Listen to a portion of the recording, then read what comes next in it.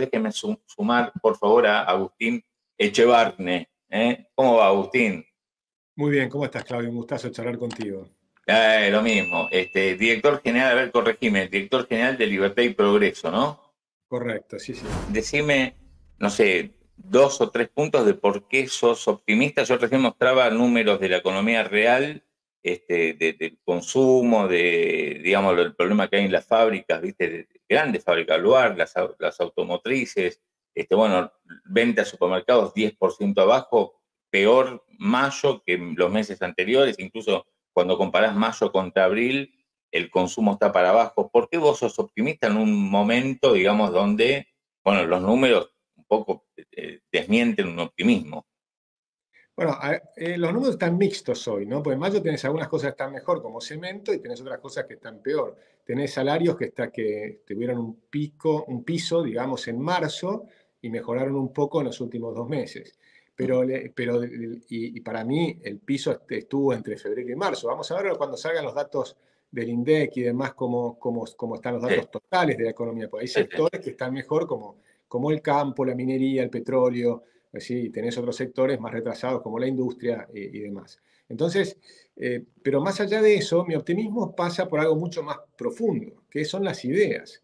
Nosotros tenemos ideas totalmente equivocadas durante 80 años y ahora tenemos un presidente que todos los meses, todos los días prácticamente, cada vez que sale, te marca exactamente cuál es el problema. El problema de Argentina es el exceso del Estado, el exceso de regulaciones, el déficit fiscal, y él empezó con un programa diferente del que yo proponía. Yo proponía la dolarización con algunas personas, Ujú. pero fue muy criticada por muchos de mis colegas, decían que era imposible y demás. Y finalmente se optó por un programa muy duro de eliminar la inflación.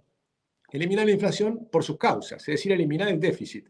Y finalmente tuvimos 5 meses de superávit y bajó la inflación del 25 al 20, al 13, al 11, al 8 y ahora al 4,2%. Subirá un poquito en junio, tal vez, que tal vez se llegue más cerca de 5, pero después va a mantenerse una inflación por lo menos bastante más baja. El año pasado estábamos en 211% de inflación con un montón de precios congelados. Este año vas a tener 140% de inflación corrigiendo precios relativos, aumentando tarifas. Por supuesto, con un costo grande. Ahí viene el otro tema de mi optimismo, A que ver. es que la gente, o la mayor parte de la gente, te dice, es necesario hacer el sacrificio y salir adelante. Por supuesto que querés ver del otro lado que todos los que están robando vayan presos.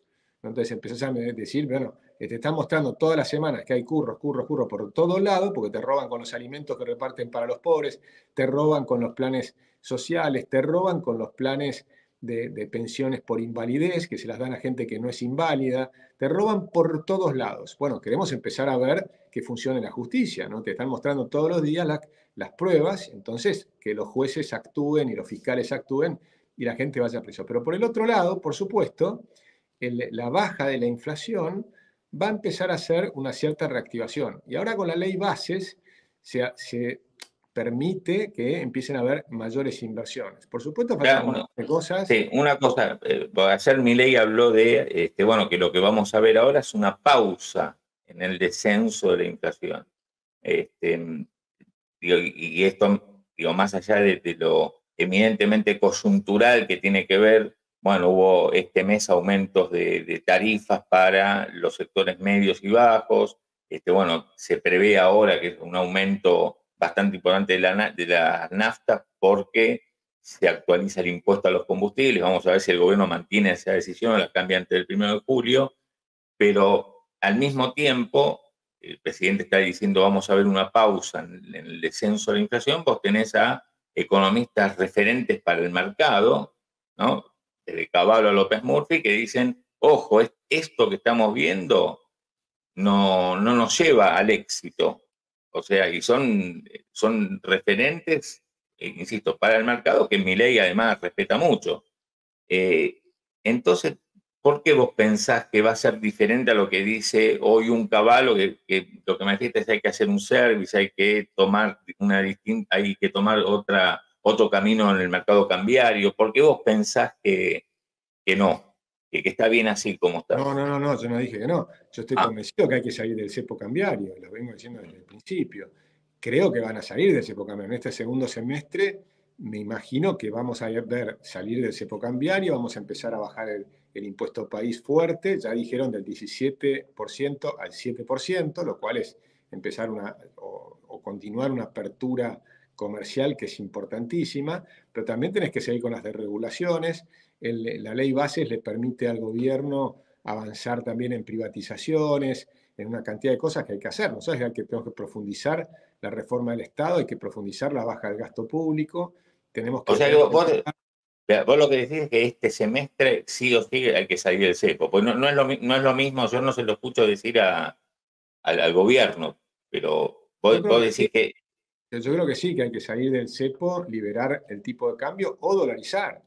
Originalmente la idea era dolarizar. Si no se dolariza y se va por el lado de la libertad de monedas, perfecto, pero tenés que salir del cepo, sin lugar a dudas. El cepo es un desastre, eso lo sabemos todos, lo sabe Pillay, lo sabe desde el primero al último hombre del gabinete. El cepo es un desastre total, pero se fijaron la idea de primero corregir digamos, la quiebra del Banco Central. El Banco Central está totalmente quebrado. Entonces, si vos mirás lo que pasó con el Banco Central, que nosotros lo miramos mucho, el año pasado veías que ibas hacia la hiperinflación. De hecho, diciembre, en mayoristas tuvimos 54% de inflación. 54% de inflación para Philip Kagan ya es hiperinflación. Entonces, pero yo no lo veo como un dato, digamos, que es un número, sino como un proceso. Y es un proceso de huida del dinero. Y ese proceso de huida del dinero estaba clarísimamente en Argentina, con lo cual estábamos en un proceso hiperinflacionario. Eso para mí está clarísimo. Y se abortó. Y lograron abortar porque atacaron las causas. Y cuando mirás bajaron el déficit fiscal a cero durante 5 meses a nivel del Tesoro, y en el Banco Central, que estaba destruido, que tenía 3 veces más deuda que base monetaria, de deuda remunerada, hoy tenés una vez deuda remunerada sobre base monetaria, es decir, que ya redujo 2/3 ese problema. Pero además bajó el costo, porque el costo era 282% de tasa de interés y lo bajó a 49%, es decir, que ahí bajó 82% el costo de esa deuda. Además tenés 1/3 de esa deuda. Parte pasó al Tesoro, que es más razonable, porque la deuda tiene que ser del Tesoro y no del Banco Central, porque tiene que tener una moneda sana. Entonces ahí vas bajando el costo cuasi fiscal. Y Entonces pero si bajó... tenés, a ver, una cosa, pero si ahora, pues, antes te quería preguntar algo más del cepo, pero si esta deuda, creo que ayer salió un informe oficial diciendo la deuda creció 65.000 millones de dólares en este primer semestre del año, en parte por esto, ¿no? Porque se sacó deuda que estaba en cabeza del Banco Central, se pasó como deuda del Tesoro. Pero en la época, por ejemplo, de Macri, cuando vimos que la deuda del Tesoro en pesos era difícil de rolear, digamos, de refinanciar, todos nos acordamos, tenemos en la cabeza lo que pasó con las LEVACs, y eso te metió en otra crisis. Vos no tenés miedo de que ahora que vos tenías un pasivo en el Banco Central que lo arreglabas con los bancos, que era un problema, porque fueron las LELIC, después fueron los pases, era un problema. Pero ahora parte de esa deuda pasó en cabeza del Tesoro y ahora vas a tener otra vez licitaciones, digamos, en pesos que dependerá que todo marche bien para poder refinanciarlo. Pero ¿y si no marcha todo bien? Bueno, pero el punto pasa para mí que tener moneda sana es clave por muchísimas razones. Tener inflación alta implica aumentar la corrupción, la inmoralidad, destruir la Sí. sociedad permanentemente. Que en cambio cuando tenés un banco central que está bien organizado, por ejemplo con una dolarización, te puede pasar como ocurrió en El Salvador o en Ecuador, que por momentos el Estado federal tiene problemas y aumenta la tasa de interés, es decir, aumenta el riesgo país del Estado federal. Pero la gente sigue teniendo créditos a tasas bajas. O sea, independizás a la gente del problema del banco, del Estado. El Estado, si después no puede pagar lo que fuere, es un problema de los acreedores, pero no de todo el pueblo argentino. Entonces, vos tenías que en El Salvador la gente obtenía crédito a largo plazo al 6% anual, y en un momento el Estado tuvo problemas y terminó pagando 16%. El ciudadano siguió pagando 6%. ¿Te das cuenta de la diferencia? Porque ahí te permite hacer crecer el crédito. Y el crédito es un motor del crecimiento. Ahora está empezando a aparecer el crédito hipotecario. Si vos tenés crédito hipotecario a 30 años, al 5% anual con moneda sana, lo que va a ocurrir es que las tasas que vos estás pagando o las cuotas que estás pagando del alquiler, perdón, del crédito, se acercan al precio del alquiler. Sí. Y entonces te conviene comprar tu propia casa. Bueno, eso es un motor de crecimiento, es un motor de salir de la pobreza fenomenal, porque No, estás no, pagando. eso sí, lo que yo no dudo de eso, pero digo que antes de ver ese escenario, porque una cosa es que los bancos ofrezcan crédito, otra cosa es que los terminen dando y otra cosa es que la gente lo tome, digamos. Pero me parece que todavía no llegamos a ese punto donde hay gente que está sacando créditos a 30 años. Y Bueno, tampoco está. sacaron 15.000 créditos nuevos, ¿no? En los últimos 2 meses, en el último mes casi, o mes y medio. Pero Pero vos decís crédito. Yo hablé con el banco hipotecario, tenían hasta ahora lo- 4 carpetas aprobadas nada más. Y en el ciudad un par, qué sé yo, pero bueno, me parece que es más que eso, porque a yo ver, entendí que tenían 70.000 carpetas que estaban revisando y que sí, 15.000 estaban ya dispuestas a otorgar el crédito. O sea, sí, hubo pero, pedidos por 70.000 tomando todos los bancos, ¿no? sí, sí, sí. A Pero ver, digamos, pero volvamos, espera, que quiero volver un paso atrás con el tema cepo. Como decís, este segundo semestre hay que sacarlo. Hasta ahora Milei y Caputo dijeron, mira, no lo sacamos porque nos faltan dólares en las reservas y no nos animamos porque si no se nos viene una corrida, algo que suena lógico también en esta Argentina donde, nada, justamente estamos hablando de que parte de la deuda del central pasó al tesoro y que si vos liberás el cepo, mucha de esos pesos que ahora están en manos del tesoro van a ir al dólar posiblemente. Entonces, ¿con qué afrontás vos una corrida? La pregunta es, en realidad, vos si vos ver, liberás el tipo de cambio, el sí, tipo de cambio es libre y ahí simplemente si lo que hace es cambia el valor del tipo de cambio. no, pero Entonces, también pero prepará. si el tipo de Si cambio vos está liberás, pero hagamos un cachito, cuando liberás el cepo, vos si liberemos el cepo, no importa la cantidad de reserva que tengamos, el tema este de la deuda, ¿a cuánto se te va el dólar? Bueno, yo creo que no va a ir muy arriba, porque acordate que tienen que los dólares, primero los argentinos tenemos un montón de dólares, pero sobre todo el campo ahora tiene cerca de 17.000 millones de dólares que está liquidando muy lentamente. Si vos liberás el cepo, lo que va a ocurrir es que inicialmente se te va a ir más arriba y la gente del ¿Cuánto? campo. ¿A dónde pensás?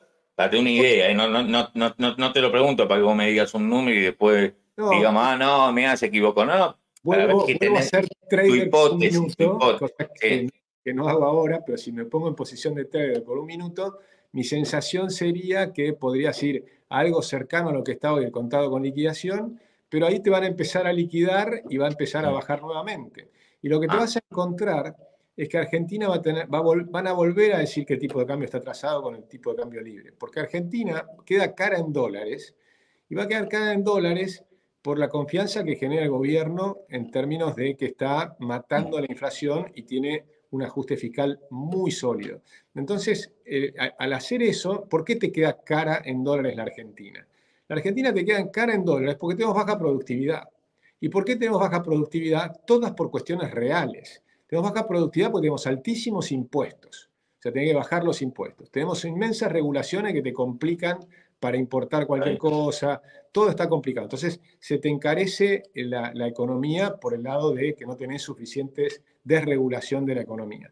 Se te encarece porque tenés un riesgo país alto. A medida que va bajando el riesgo país, baja la tasa de interés, baja el costo del capital y entonces sos más competitivo. Es decir, son todas reformas reales. El tema acá pasa porque tenemos que corregir los verdaderos problemas que tiene la Argentina. Y yo creo que el gobierno tiene claro que tiene que ir corrigiendo todos esos temas y por Pero eso después, en pero una transporte. cosa, vos decís, una de las cuestiones nos hace poco competitivos es tener impuestos caros. Yo te acabo de decir que el 1 de julio, a menos que tomen una decisión de último momento, los combustibles, la nafta va a aumentar el 18%, o sea, un 18%, no te hace falta, yo te lo digo más a la gente, es mucho, 18% en el litro de nafta, porque justamente aumenta un impuesto. Entonces, digamos, dónde encajamos esto de lo que Argentina debería hacer y el presidente sabe que tiene que bajar impuestos si en realidad está subiendo impuestos? Lo vimos con el impuesto Sí, país, pero pasamos a lo del combustible que pasan 10 días. sí, sí, tenés que mirar todo en términos reales y compararlos con los precios de hace, no sé, de los últimos 5 o 6 años, ¿no? Porque te olvidas. ¿No? Y la nafta te quedaría bien arriba de los últimos 5 o 6 años. Sí, Porque pero te olvidas te que la quedaría, y te ojo que quedaría 1.200 mangos contra 900 del dólar, arriba de sí, un dólar por litro de súper. claro, pero si la conseguís comparando, por ejemplo, con Uruguay, los países vecinos, no está tan cara tampoco. Pero es verdad lo que decís, yo creo que hay que ir eliminando el impuesto a los combustibles, no tengo dudas. Ellos se No, fijaron... yo lo que, ¿sabes a qué apunto yo, Agustín? Disculpa que te interrumpa. Apunto a una cosa es Milei o vos desde la intelectualidad y desde afuera del gobierno, diciendo qué es lo que sería deseable según una concepción ideológica, filosófica, técnica, y otra cosa es la realidad de la Argentina, donde vos decís, y bueno, mira, necesito ir urgente al déficit cero, y para ir al déficit cero tengo que recortar gastos, y como además tengo la economía hundida, entonces no recaudo más, y como no recaudo más, tengo que meter más impuestos, ¿entendés? Tenés que lidiar con ese día a día que te demora la llegada a la Argentina ideal, definiendo la Argentina ideal en esta conversación lo que vos pensás, digamos, ¿no? No, por Pero supuesto. demora. No, no, te entiendo el punto y es real. Yo estoy en contra filosóficamente de subir impuestos. Yo además creo en la ley del Laffer. Creo que si bajás impuestos se reactiva la economía. Una solución que puede venir en estos meses, que se está conversando, es el tema de salir del cepo cambiario, que sería apuntaría a una reactivación de la economía, pero con un apoyo del Fondo Monetario. El apoyo del Fondo Monetario puede ser incluso una línea contingente de 10.000 millones de dólares que tal vez no Ah, usás, porque yo creo que no te generaría una corrida la liberación del tipo de cambio, sino lo contrario. Creo que cuando liberás el tipo de cambio se generaría una mejora. Por ejemplo, yo creo que si hubiéramos dolarizado en diciembre del año pasado, yo creo que no hubiera habido ninguna corrida. La experiencia te indica que no hubiera habido ninguna corrida. Y algunos de mis ¿Por qué, colegas decían, por qué pensás vos, digo, la semana pasada lo tuviste como visitante al presidente, digamos, en un gran evento que organizó Fundación y Progreso. Pero, ¿por qué pensás que Milei no lo hizo? Vos pues seguramente pudiste charlarlo con él. bueno, yo creo que él tenía los dos programas, el programa de Emilio Campo, que a él le había gustado, y tenía el programa de Caputo. Y se fue convenciendo por el programa de Toto Caputo porque estaba más de acuerdo con lo que querían los bancos. Había mucha preocupación en la profesión, o sea, muchos de mis colegas estaban muy preocupados y hacían cálculos que yo creo que no son correctos, pero por supuesto puedo no tener la razón. Por ejemplo, pretendían que tenga suficientes dólares para cambiar no solo toda la base monetaria, sino también todos los pasivos monetarios del Banco Central y algunos te decían hasta los depósitos, cosas que no ocurren. En la realidad, cuando tenías un caso como el de Ecuador, Ecuador dolariza con un presidente que se está cayendo. Tan se estaba cayendo que se cayó 12 días más tarde. Sí, sí, sí. Avanzaban los indígenas sobre la ciudad, pero de manera real, ¿no? Había grupos de aborígenes que se acercaban hacia la ciudad y termina cayendo el presidente Mahuad. Y la dolarización no se cayó, había renunciado todo el presidente del Banco Central, el directorio del Banco Central, era todo un desastre, y la dolarización continuó, porque la gente una vez que tiene dólares y cobra en dólares, ama los dólares porque no quiere tener más una moneda que se devalúa. Entonces no hay una corrida, y al contrario, empieza a aparecer dólares, por ejemplo, Argentina tiene cerca de 120.000 o 130.000 millones de dólares en efectivo, los argentinos, ya estamos dolarizados. Lo que pasa es que esos dólares no pueden entrar al sistema en el sistema actual. Entonces, si vos haces un sistema donde esos dólares pueden empezar a entrar, con que ingrese un décimo de esos dólares al sistema, estás prácticamente duplicando la base monetaria. O sea, te das cuenta que el efecto expansivo de la dolarización es muy grande. Por eso yo creo que no era un programa recesivo, sino hubiera sido un programa expansivo. Pero estamos en este otro capítulo, que es el capítulo eligió este camino. Una vez elegido este camino, hay que profundizarlo. Y la forma de profundizarlo es hacer las reformas. Porque sí, lo que requiere este camino, sin lugar a dudas, es la libertad del tipo de cambio y es hacer las reformas laborales, es hacerlas que ya ahora vas a tener un avance no completo, pero vas a tener un avance con la ley bases, requiere el RIGI, porque el RIGI te da estabilidad y bajos impuestos para varios sectores de la economía. Ahí ya tenés una baja fuerte de los impuestos que no te afecta a la recaudación porque es para inversiones nuevas, pero tenés una baja fuerte de los impuestos para minería, para petróleo, para inversiones grandes por ejemplo, las reuniones que tuvo el presidente con Elon Musk, con todos los, digamos, con Apple, con Google, Sí, con sí. todo lo que es inteligencia artificial, economía del conocimiento y demás. Todo eso puede generar grandes inversiones con estabilidad, con impuestos mucho más bajos, sin cepo cambiario, porque te aseguran que vas a estar sin cepo en el momento en que empieces a retirar el dinero dentro de 2 o 3 años. Entonces vas a tener una economía mucho más libre. Con ese sector nuevo que surge, empieza a crecer la economía. Eso, por ejemplo, tiene un antecedente en China. En China, cuando Deng Xiaoping se dio cuenta que el comunismo no funcionaba en 1980, liberó 13 regiones. No liberó toda China, liberó 13 regiones. Pero al liberar esas 13 regiones, generó un crecimiento tan espectacular que terminó siendo una China mucho más libre y capitalista que antaño, y redujo la diferencia con Estados Unidos de 34 veces a 4. Es decir, hubo un crecimiento espectacular. Si nosotros tenemos ese crecimiento en algunos sectores, en lo que es minería, petróleo, energía, en economía del conocimiento, inteligencia artificial y demás, ese agrandar la torta es lo que te va a permitir bajar el resto de los impuestos. Pero ese es un proceso que lleva tiempo, no lo tenés en 2 o 3 meses. No, bueno, por eso el tema acá es ver de eso, la paciencia en todo caso, si sale este escenario que vos planteás, en cuánto tiempo, digamos, puede darse para que la gente, por eso yo te insisto que yo el número que veo es este que mostraba de los supermercados, que es dramático, es 10% caída de venta de supermercados y autoservicio. Entonces, a la gente que está hoy fíjate que en ese mismo gráfico comprando, que estás mostrando, el piso está en marzo y hay una recuperación en los últimos 2 meses. Que por supuesto seguís abajo del agua. Mirá que no, porque el 10% es, si vos ves el acumulado, es 7,8% enero-mayo. En el acumulado, pero si vos mirás, claro. y vos decís cuál es el momento peor de todos, fue hace 2 meses atrás, fue en el caso de marzo. Y después tenés 2 meses que empieza a recortar la caída. Entonces, abajo del agua, seguís abajo del agua y te seguís sintiendo muy mal, y si estás del lado de los que estás vendiendo y estás perdiendo plata, seguís perdiendo plata. O sea, o estás perdiendo un poquito menos, pero seguís perdiendo. Entonces, ¿qué pasa?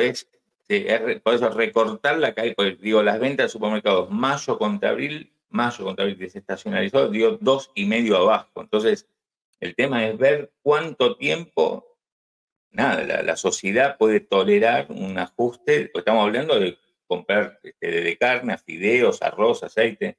No, totalmente. Bueno. De hecho, ese te diría que a mí lo que más me sorprendió en todo esto, yo me imaginaba que iba a ocurrir si íbamos con este programa de Toto, Caputo, que iba a esta altura del año ibas a tener la imagen de Milei mucho más abajo, y cuando la economía se recuperara en el segundo semestre, y a partir del año que viene más fuerte, que es lo que creo que va a pasar, entonces ibas a tener una recuperación de la imagen, y mi duda es si esa recuperación de la imagen iba a llegar para las elecciones de octubre. Esa era mi idea. Claro. Cuando miro hoy, creo que me equivoqué, es que la gente es mucho más resiliente y hay mucho más convencimiento de apoyar este programa a pesar de que es duro, y la imagen del presidente no cayó. Lo cual es sorprendente y es positivo. O sea, te está mostrando que hay un grado de madurez en la gente que dice, sí, la verdad estamos muy mal y sabemos que tenemos que corregir esto.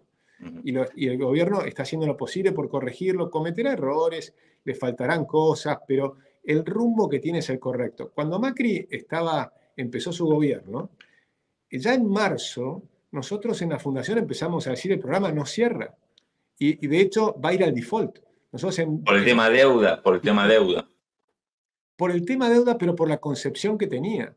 Por ejemplo, ellos decían que la deuda era 30% del PBI, y así lo mostraban en el mundo, y nosotros decíamos la deuda es 60% del PBI, tenés un déficit de 6-7 puntos, está creciendo la deuda muy fuertemente y las tasas de interés en el mundo van a ir para arriba. Y acá la deuda en pesos también está yendo muy para arriba, si lo tomás digamos, como al mismo tiempo tenés un dólar que está corriendo por detrás de... Pero acá tenés un gobierno que primero, te bajó el déficit fiscal del Tesoro de 6 puntos del PBI a 0. Por supuesto, tenés un montón de problemas de stocks pasados, tenés el problema que tenías con los importadores, tenés un montón de problemas que fueron corrigiendo. Tenés el problema de los puts en el Banco Central, que eso también es cierto.